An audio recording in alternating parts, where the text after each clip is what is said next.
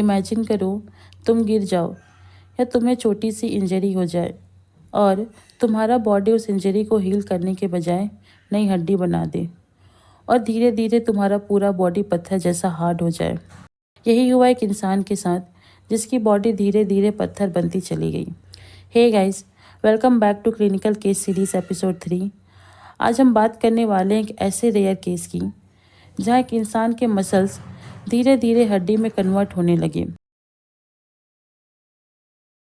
1933 Philadelphia USA में एक बच्चे का जन्म हुआ। उसका नाम था हैरी एस्टलैग। बर्थ के समय लगभग सब कुछ नॉर्मल लग रहा था, लेकिन डॉक्टर ने एक अजीब सी चीज़ नोटिस की। उसके पैर के बड़े अंगूठे थोड़े एबनॉर्मल शेप के थे। उस समय किसी को अंदाज़ा भी नहीं था कि एक ऐसे कंडीशन का संकेत है जो उसकी पूरी लाइफ बदल देगी।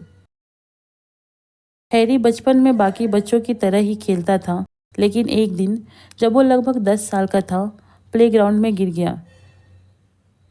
एक नॉर्मल सा एक्सीडेंट था, लेकिन कुछ हफ्तों बाद उसकी बैक पर एक अजीब स्वेलिंग बनने लगी। डॉक्टर्स ने सोचा सिंपल इंजरी है, लेकिन धीरे धीरे वो स्वेलिंग हार्ड मास में बदल गई, जैसे शरीर के अंदर ही एक नई हड्डी बन रही हो। जैसे जैसे टाइम पास हुआ, हैरी के शरीर में और भी स्ट्रेन चेंजेस होने लगी। जहाँ भी इंजरी या स्वेलिंग होती, वहाँ नई बोन ग्रो होने लगी। कुछ समय बाद डॉक्टर्स को समझ आया कि हैरी को एक्सट्रीमली रेयर जेनेटिक डिसीज़ है, फाइब्रोडिस्प्लेजिया ओसिफिकेंस प्रोग्रेसिवा, जिसे अक्सर स्टोन मैन सिंड्रोम भी कहा जाता है। इस कंडीशन में बॉडी के रिपेयर सिस्टम ओवर एक्टिव हो जाते हैं और जब भी इंजरी या स्वेलिंग होती, बॉडी मसल्स और टिश्यू को रिपेयर करने की जगह नई बोन बनाना शुरू कर देती है। टाइम के साथ साथ हैरी का बॉडी और भी रिजिड होता गया। उसके शोल्डर्स, बैक और नेक में धीरे धीरे एक्स्ट्रा बोन ग्रो होने लगी। पहले हाथ उठाना मुश्किल हुआ, फिर गर्दन घुमाना मुश्किल हो गया। धीरे धीरे उसकी बॉडी में दूसरा स्केलेटन बनने लगा। इमेजिन करो तुम्हारे ओरिजिनल स्केलेटन के ऊपर एक नई स्केलेटन बन रहे हो।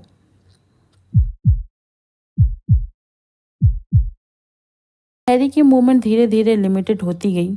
चलना, बैठना, यहाँ तक कि कभी कभी तो सांस लेना भी मुश्किल हो जाता, क्योंकि रिब्स के आसपास भी एक्स्ट्रा बोन फॉर्मेशन शुरू हो चुका था।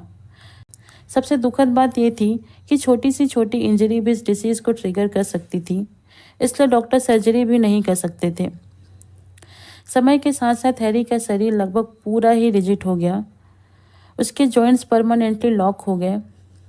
उसकी बॉडी में इतना एक्स्ट्रा बोन बन चुका था कि जैसे वो एक लिविंग स्टैच्यू हो। 1973 39 साल की उम्र में हैरी एस्टलैग की मृत्यु हो गई, लेकिन उसकी कहानी यहीं ख़त्म नहीं हुई। मरने से पहले हैरी ने एक बहुत बड़ा डिसीजन लिया। उसने अपना बॉडी मेडिकल रिसर्च के लिए डोनेट करने का फैसला लिया। उसका मानना था अगर डॉक्टर्स उसकी बॉडी पर स्टडी करेंगे तो शायद फ्यूचर में इस रेयर डिसीज़ का इलाज ढूंढ सकेंगे।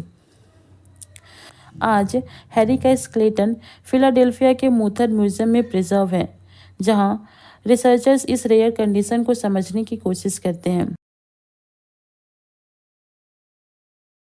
आज भी फाइब्रोडिस्प्लेजिया ओसिफिकेंस प्रोग्रेसिवा दुनिया की सबसे रेयर और मिस्टीरियस कंडीशन में से एक है, और हैरी की कहानी मेडिसिन की दुनिया में एक रिमाइंडर है कि कभी कभी हमारी बॉडी खुद ही अपनी सबसे बड़ी मिस्ट्री बन जाती है। हे गाइस, अगर आपको ऐसे ही real life rare clinical cases के बारे में जानना पसंद है तो प्लीज़ लाइक, शेयर और सब्सक्राइब ज़रूर करें। Thank you.